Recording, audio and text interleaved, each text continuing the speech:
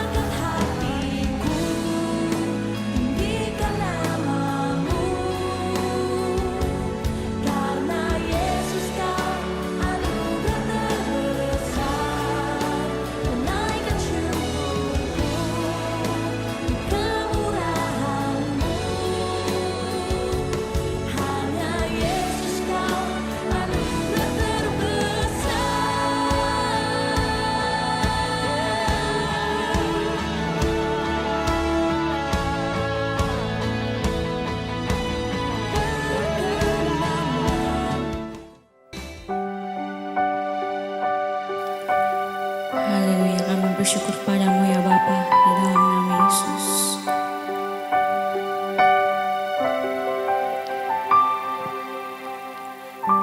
Kasih-Mu tiada bertepi, hati-Mu tak terselami. Betapa baiknya Engkau, ku bersyukur padamu.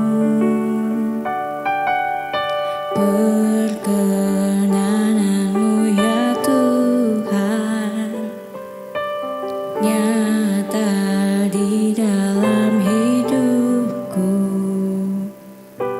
Sungguh Kau yang termulia, jiwaku pun menyembah. Ku angkat hatiku, tinggikan nama-Mu, karena Yesus Kau anugerah terbesar.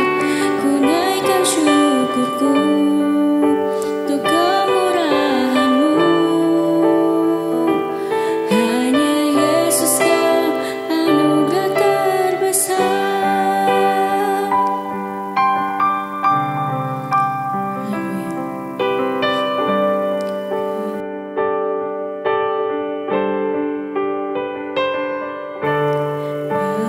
Perkenanan-Mu ya Tuhan,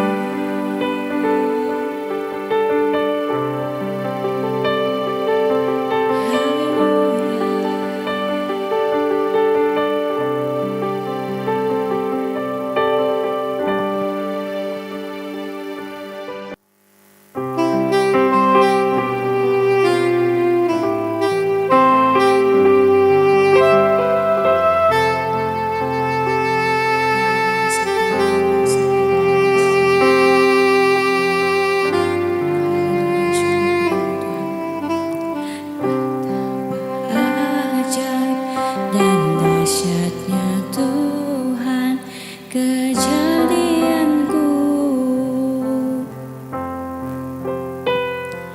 Kau menelan diriku serupa gambaranmu.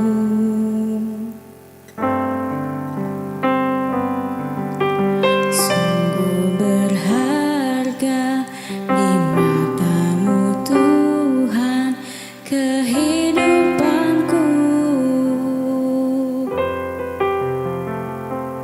Kau membawa hatiku mendekat erat dengan hatimu.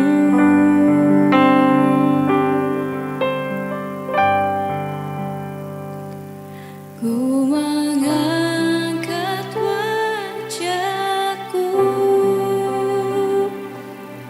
memandang keindahanmu, Yesus. Syukur bagi kesetiaanmu di sepanjang hidupku.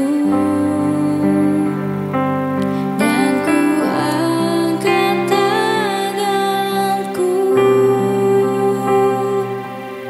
ke tahta kasih dan karuniamu. Tak sekalipun kau tinggalkanku, Yesus sahabatku.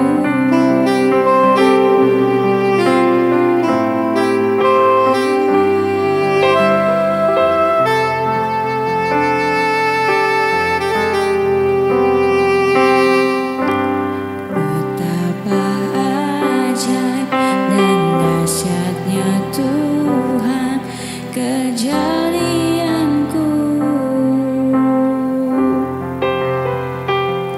Kau menelan diriku serupa gambaranmu.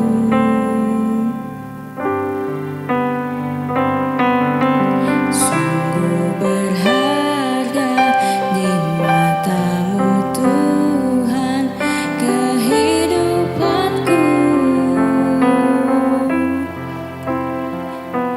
Kau membawa hatiku mendekat erat dengan hatimu.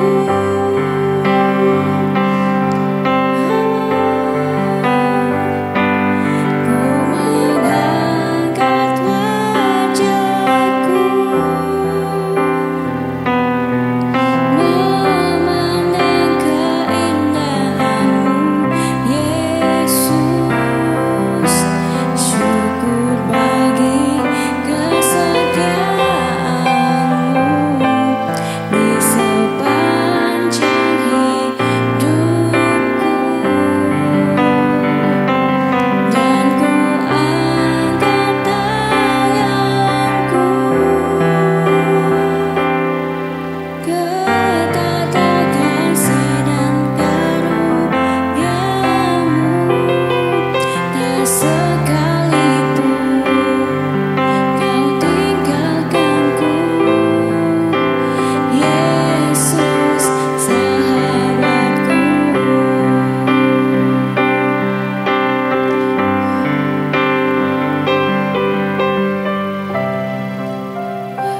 Wajahku memandang keindahanmu Tuhan, indahanmu Yesus. Syukur bagi kesetiaanmu di sepanjang hidupku. Dan ku angkat tanganku ke tahta kasih dan karuniamu. Tak sekalipun kau tinggalkanku,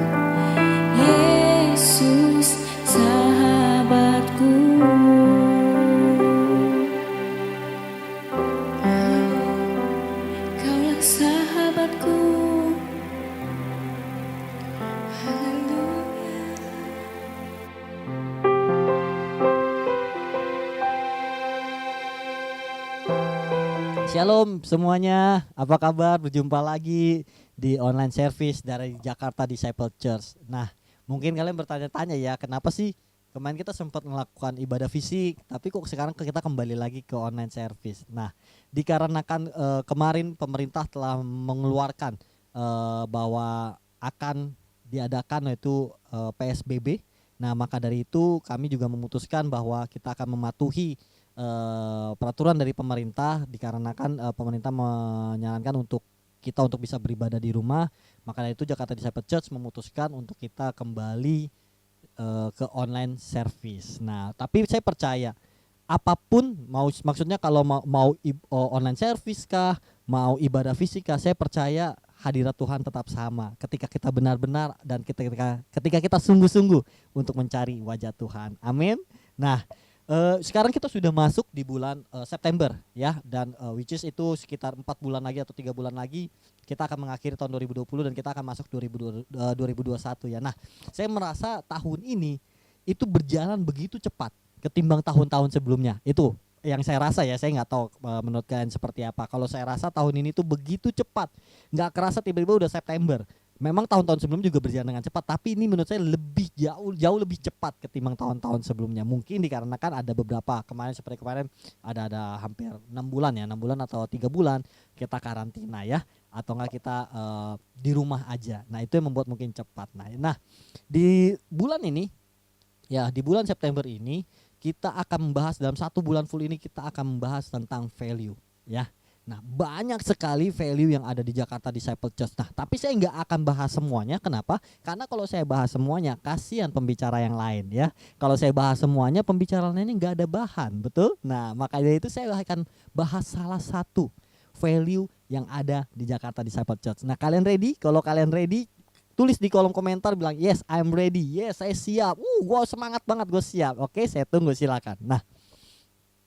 Nah, hari ini saya akan bahas salah satu nilai dari Jakarta Disciple Church, yaitu bicara tentang loyalitas atau bicara tentang kesetiaan. Nah, loyalitas atau kesetiaan ini penting sekali kita miliki dalam kehidupan kita ya, entah dalam aspek hubungan kah, atau entah dalam aspek pekerjaan, aspek dalam kita berteman, aspek dalam berorganisasi, itu sangat butuh yang namanya loyalitas.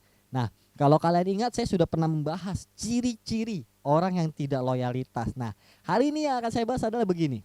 Ternyata pergi ke gereja aja belum disebut loyal. Sekali lagi saya ulangi.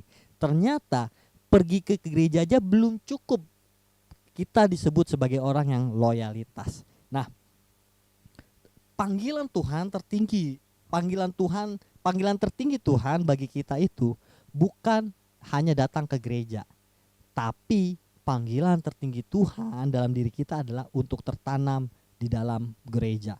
Nah, kenapa sih Tuhan mau kita tertanam dalam gereja? Ini kita akan buka dalam Mazmur 92 ayat 13. Dikatakan gini, orang benar akan bertunas seperti pohon korma, akan tumbuh seperti pohon aras di Libanon. Dikatakan orang benar ya, orang benar akan tumbuh subur. Artinya jika kita tertanam dengan benar, maka kita akan tumbuh subur, kita akan berkembang ya, kita akan berbuah ya. Alkitab berkata seperti ini, mereka yang ditanam di rumah Tuhan, mereka tumbuh subur di pelataran Allah kita.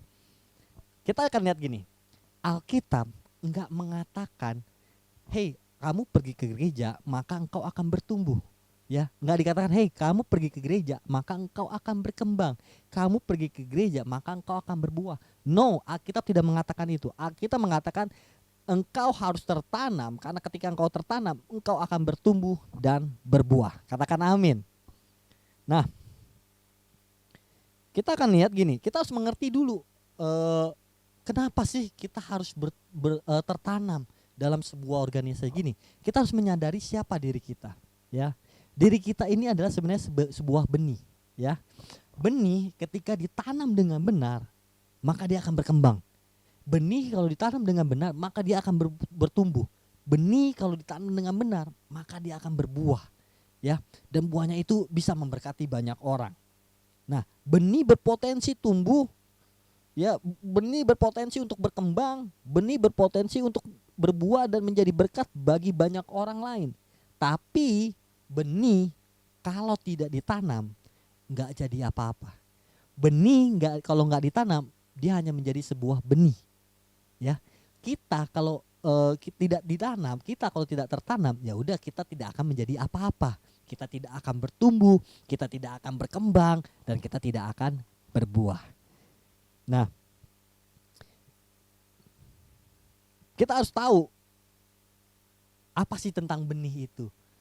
Benih nggak akan tumbuh kalau kita tidak tertanam. Nah, makanya itu gini. Firman Tuhan dalam Alkitab pernah memberikan sebuah ilustrasi atau sebuah perumpamaan tentang seorang petani yang menabur. Kenapa dia pakai menabur? Karena supaya relevan pada zaman-zaman saat itu ya. Jadi Tuhan kasih perumpamaan gini, ada seorang petani menabur, ya kan? Terus dia ada benihnya yang jatuh di jalan, ya. Tiba-tiba ada burung ambil, benihnya hilang, ya. Terus ada benih yang jatuh di bebatuan, ya. Oh, sempat tumbuh. Tapi akhirnya karena tanahnya nggak cukup, akhirnya benih itu mati. Ya, ada lagi benih yang jatuh di semak berduri. Sempet tuh dia tumbuh, tapi karena ada ilalang, ada semak duri, ya, sehingga membuat tumbuhan itu akhirnya menjadi mati. Tapi yang terakhir Tuhan juga bilang ada yang benih itu jatuh di tanah yang subur. Dia berkembang 30, 60 bahkan sampai 100 kali lipat. Kalau ada yang bertanya, ya saya udah tertanam di gereja, saya sudah tiap minggu ke gereja, saya sudah pokoknya pelayanan udah segala macam, tapi kok hidup saya begini-begini aja, tapi kok saya masih struggle dalam masalah finansial, tapi kok saya masih punya masalah, banyak masalah. Yang harus kita koreksi, apakah benar benih kita jatuh di tanah yang subur, atau sebaliknya benih kita jatuh di semak berduri. Mungkin memang kita bertumbuh secara spiritual, mungkin juga kita bertumbuh, ya, tapi karena ada masalah hadir, masalah keuangan datang, masalah keluarga datang, masalah hubungan, masalah pekerjaan menghimpit hidup kita, akhirnya kita menjadi mati. So, kita koreksi diri kita, ya, kita lihat diri kita, apakah benar selama ini saya sudah tertanam dengan benar, atau sebaliknya malahan saya tidak tertanam dalam tanah yang subur, ya. Jadi bisa saya simpulkan seperti ini, loyalitas sama dengan tertanam, ya. Loyalitas sama dengan tertanam. Loyalitas bukan hanya pergi ke gereja, bukan hanya pergi ke suatu tempat. Loyalitas bicara adalah tertanam, ya. Nah, yang kedua, apa sih perbedaan antara datang ke gereja sama tertanam di gereja? Gini, saya ada satu ilustrasi gini. Jadi ada si A, ya.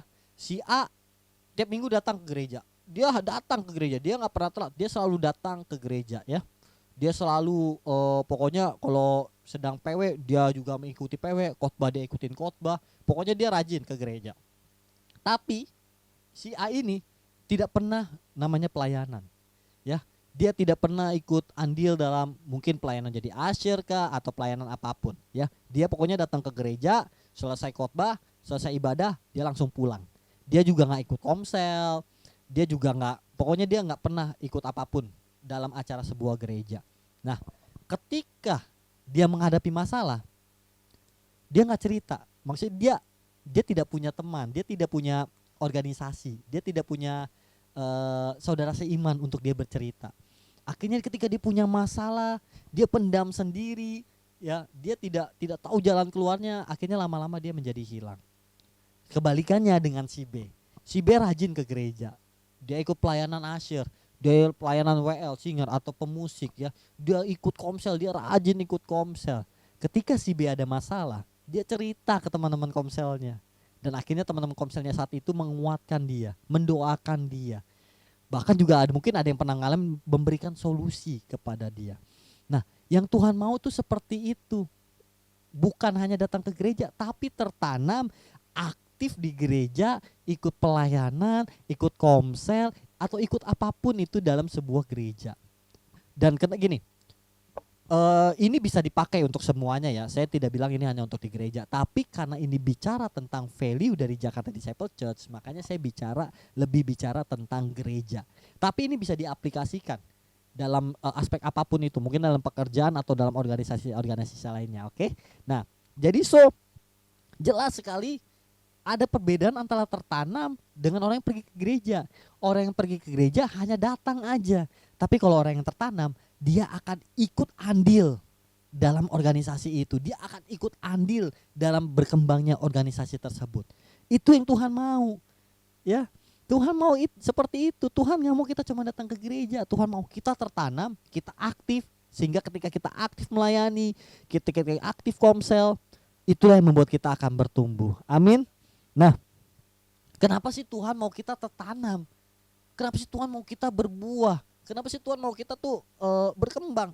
Jawabannya ada di Yeremia 17 ayat 8. Dikatakan gini, ia akan seperti pohon yang ditanam di tepi air, yang merambatkan akar-akarnya ke tepi batang air, dan yang tidak mengalami datangnya panas terik, yang daunnya tetap hijau, yang tidak khawatir dalam tahun kering, dan yang tidak berhenti menghasilkan buah. Saat kita ditanam, kita menghasilkan buah. Buah apa? Buah jeruk, buah apel, atau buah durian? No. Yaitu ada, Rasul Paulus pernah membicarakan ini, yaitu ada di Galatia, ya, Galatia 5. Disebutkan buah-buah roh. Ingat, bukan buah jeruk, bukan buah apel, bukan buah apapun itu ya. Tapi yang disebutkan adalah gini. Buah-buah roh yaitu ada kasih, sukacita, damai sejahtera, kesabaran, kemurahan, kebaikan, kesetiaan, kelemah lembutan, penguasaan diri. Jadi ketika kita ditanam, ketika kita aktif di sebuah gereja, di sebuah organisasi, terutama di gereja, kita aktif di gereja, maka buah-buah roh itu akan muncul dalam diri kita. Kita akan penuh kasih. Hidup kita akan penuh dengan sukacita. Hidup kita akan penuh dengan pengendalian diri. Hidup kita tuh akan penuh dengan kebaikan, dengan kesetiaan, loyalitas yang tadi saya bilang, dengan kelemah lembutan, dengan kemurahan, dan dengan kesabaran. Ya.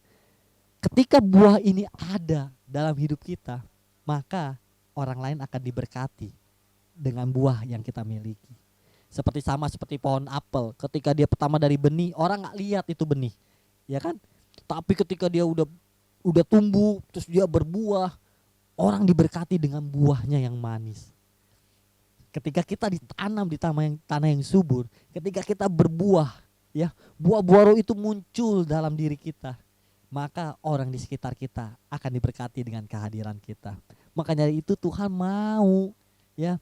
Dan ini tuh buah-buah roh ini tuh gak bisa kayak, gak perlu gue ke gereja, gak perlu gue tertanam, gue emang orangnya udah sabar kok, gue emang orangnya udah setia. No, kita harus tertanam dalam sebuah gereja. Untuk apa? Untuk kita sama-sama belajar, untuk kita sama-sama mengetahui kebenaran firman Tuhan, untuk kita sama-sama tahu kebenaran yang sebenarnya. Maka ketika kita terus memasukkan kebenaran dalam hidup kita, maka buah-buah roh ini akan muncul dalam hidup kita. Amin.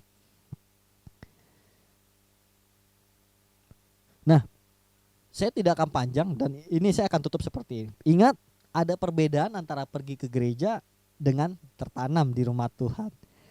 Pergi ke gereja bukanlah panggilan tertinggi atau bukanlah yang Tuhan mau. Tuhan gak mau kita cuma manasin kursi gereja, gak usah.